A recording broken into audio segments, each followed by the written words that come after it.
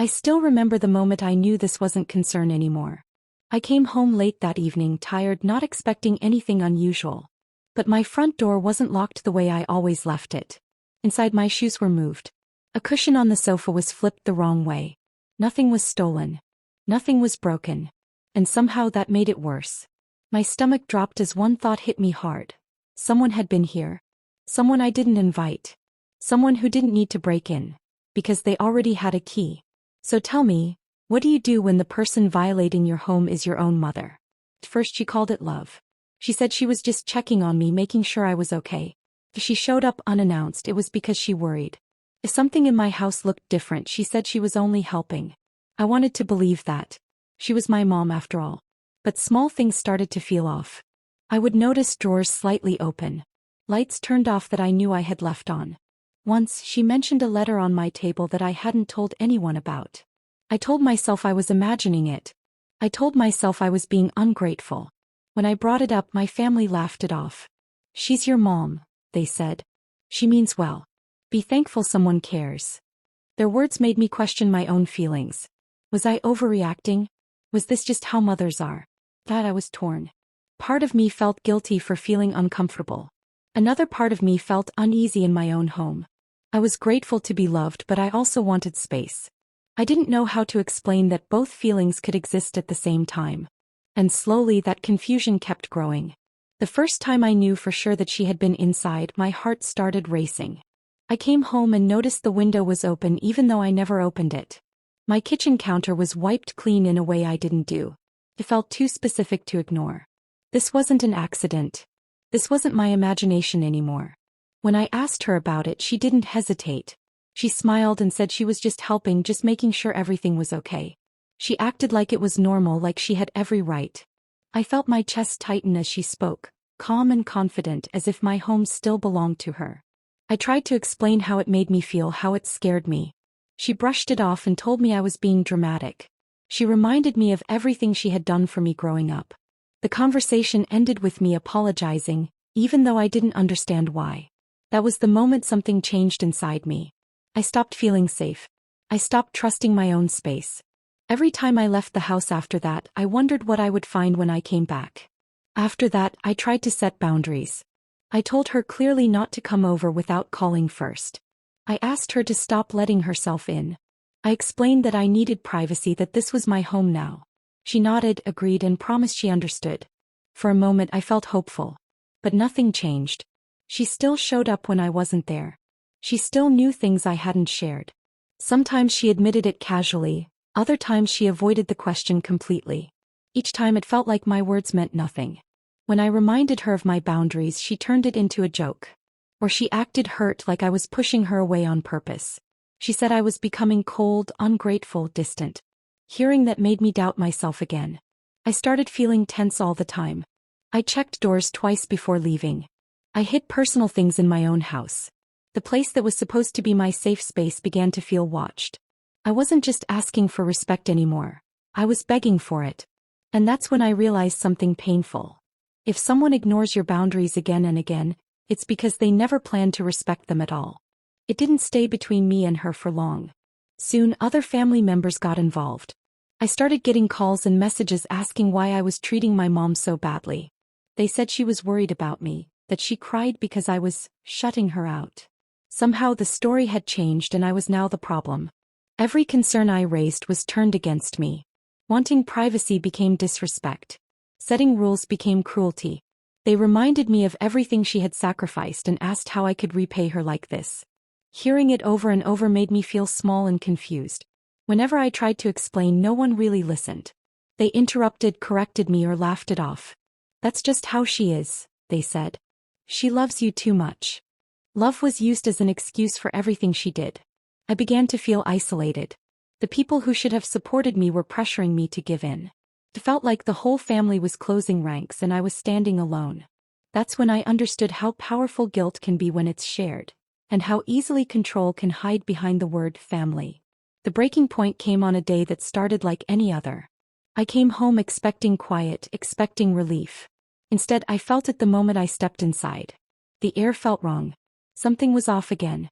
My bedroom door was open. A drawer I kept locked was slightly pulled out. My hands started shaking. I stood there, frozen, realizing this was no longer about curiosity or control. This was about fear. I felt exposed, like my private thoughts and life had been touched without my permission. I sat down on the bed and couldn't breathe properly.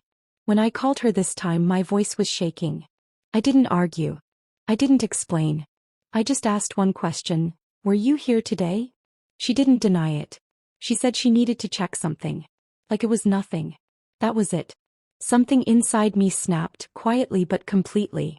I understood that no amount of talking would change this. My home would never be mine as long as she believed she had the right to enter it. That night I didn't sleep.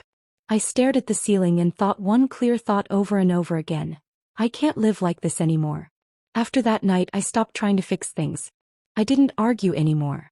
I didn't explain my feelings. On the outside everything looked normal. On the inside I was planning my way out.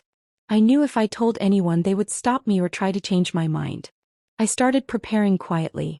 I saved money little by little. I searched for places late at night, clearing my history every time. I packed small things and moved them slowly so no one would notice. Each step felt heavy but also necessary. When my mom talked to me, I acted the same as always. I listened. I nodded. I kept my plans to myself. Felt like living two lives at once. One where I smiled and agreed, and another where I was counting days. The hardest part wasn't the planning. It was the silence. Not telling anyone why I was leaving. Not explaining how scared I felt. But I understood something important. If I wanted peace, I had to leave without asking for permission. This wasn't about running away. It was about choosing safety, even if it meant doing it alone. The day I left felt unreal. I woke up early before my thoughts could catch up with me. The house was quiet, almost too quiet. I moved slowly, afraid that any sound would stop me. I packed the last few things I had left behind, the things that mattered most. I looked around one final time. Every wall held a memory. Some were good. Some still hurt. I stood there longer than I planned, letting it sink in that this chapter was ending. My hands were shaking as I picked up my keys. When I stepped outside, the air felt different. Lighter but colder too. I locked the door and didn't look back right away. I was scared that if I did, I would lose my nerve. As I drove away, my phone stayed silent. No messages. No calls. They didn't know yet. Part of me felt guilty. Another part felt relief so strong it almost hurt. I wasn't disappearing. I was leaving quietly. And for the first time in a long while, I felt like I could finally breathe. It didn't take long for them to notice I was gone. First came the missed calls. Then the messages asking where I was and why I wasn't answering. At first the tone was worried. They said they were scared something had happened to me. Then the worry turned into panic. More calls. More messages. Family members I hadn't spoken to in months suddenly wanted to talk. They asked if I was okay, if I was safe, if I was doing this to punish them. When I didn't respond, the tone changed again. Confusion became anger. They accused me of being selfish and cruel. They demanded to know where I was. My mom left long voice messages, crying one minute and blaming me the next. I listened to everything but stayed silent. It wasn't easy. Every message pulled at my emotions. But I knew that answering would only pull me back into the same cycle. From a distance, I watched the panic grow. And for the first time, I understood something clearly. The fear they felt now was the same fear I had been living with for months. I didn't tell them where I went, and I never planned to. It wasn't about revenge, and it wasn't about hurting anyone. It was about survival. After everything I had been through, I understood that safety didn't come with explanations or apologies. It came from distance, from control over my own life. Staying silent wasn't easy. There were moments I wanted to call to say, "I'm okay, please stop worrying," but I knew that any contact could pull me back into the same cycle of fear and guilt. I had to protect myself first. I had to let go of the idea that I owed anyone my presence or my feelings or my peace. For months, I had lived in a home where boundaries meant nothing. Where love was used as a weapon to control and manipulate. Leaving quietly was the only way I could reclaim my life without being trapped in endless arguments, guilt, and fear. From the distance of my new life, I watched the messages, the missed calls, the escalating panic. Part of me felt a twinge of guilt, but another part felt relief so strong it almost hurt. I realized that sometimes, letting go is the only way to truly protect yourself. You don't need permission to choose safety, And you don't need validation to prioritize your peace. I didn't disappear. I left quietly. And for the first time I was free without anyone controlling how I lived or how I felt. Leaving taught me more than I ever expected about love, control, and boundaries. I learned that love doesn't justify fear. Just because someone cares about you or claims to, doesn't mean they have the right to cross every line, to invade your space, or to manipulate your life. True care respects your boundaries. Anything else is control disguised as affection. I also realized how easily family roles can hide manipulation. When everyone calls someone's behavior love or concern, it becomes hard to see the truth. I had spent months questioning myself, feeling guilty for wanting privacy, and doubting my own feelings because others told me I was wrong. That taught me that control doesn't always look aggressive. Sometimes it's quiet, subtle, and wrapped in words meant to make you doubt yourself. Most importantly, I learned that self-respect is non-negotiable. You can't depend on others to respect your boundaries if they've never intended to. You have to protect yourself even when it hurts, even when it seems harsh. Leaving wasn't easy, but it was necessary. I finally understood that prioritizing your safety and peace doesn't make you cruel. It makes you human. And sometimes choosing yourself is the only way to truly survive, and even find freedom within the chaos of family love gone wrong. I want you to understand something. Leaving wasn't about revenge. It wasn't about punishing anyone or proving a point. I left because I needed to survive. I left because I needed a space where I could feel safe, where my home belonged to me, and where my life wasn't controlled by fear. I know some of you might judge me. Some might say I overreacted. But living in constant worry, under someone else's control, is exhausting. Sometimes the hardest choice isn't the one that hurts others. It's the one that saves you. So no, I'm not missing. I'm finally free. Free to live my life without fear, without guilt, without someone constantly crossing the line I set for myself. Free to breathe, to think, to exist on my own terms. And maybe that's all any of us ever really need. A place where we can feel safe, a life we can call our own, and the courage to choose ourselves when no one else will.